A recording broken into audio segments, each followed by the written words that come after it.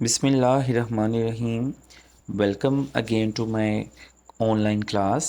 آج ہم ninth class کے نائنتھ یونٹ کے سیکنڈ پیراگراف کو دیکھیں گے، آل از ناٹ لاسٹ کے.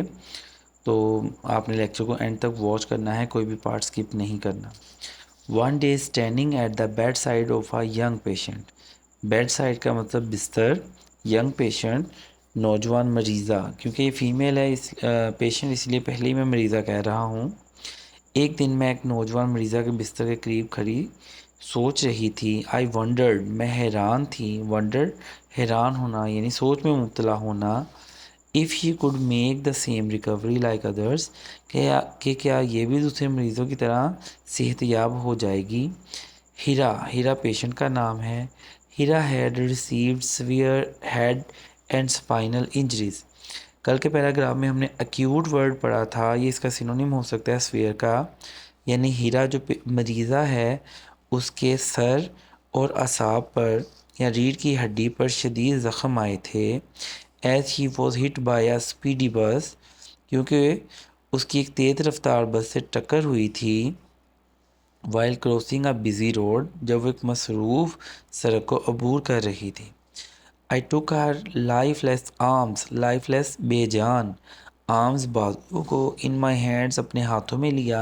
and tried to do several exercises، اور میں نے بہت سی ورزشیں کروانے کی کوشش کی. on her us per but in vain، لیکن اس کا کوئی فائدہ نہ ہوا، یعنی بے سود، کوئی پروگرس نظر نہ آئی. also I asked her younger sister to come and talk to her. یہ امپورٹنٹ کویسچن ہے کہ اس نے اس کی چھوٹی بہن کو کیوں بلایا کہ وہ اس سے باتیں کرے. میں نے اس کی چھوٹی بہن کو بھی آنے اور اس سے بات کرنے کے لیے کہا. thinking that the voice of a near and dear one might activate the nearly dead neurons. might possibility کو یہاں شو کر رہا ہے کہ شاید. ایکٹیویٹ کا مطلب ہوتا ہے متحرک کرنا.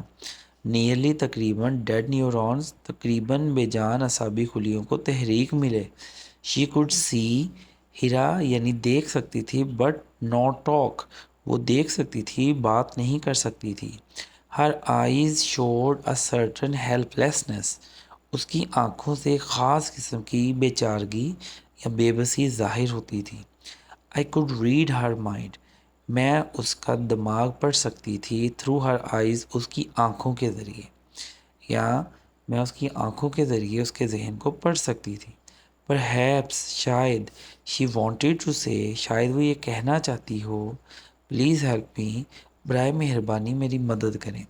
تو اس پیراگراف میں آپ نے دیکھا کہ مائٹ اور پرہیپس کا ذکر کیا گیا ہے، یعنی اس سے مراد یہ ہے ٹرانسلیشن کرتے ہوئے آپ نے شاید کا ورڈ استعمال کرنا ہے، کیونکہ نرس گیس کر رہی ہے. کوئی بھی کسی کے مائنڈ کو 100% ریڈ نہیں کر سکتا. انشاءاللہ کل کے لیکچر میں ہم اس کے نیکسٹ پیراگراف کو دیکھیں گے. Stay tuned to my channel. اللہ حافظ.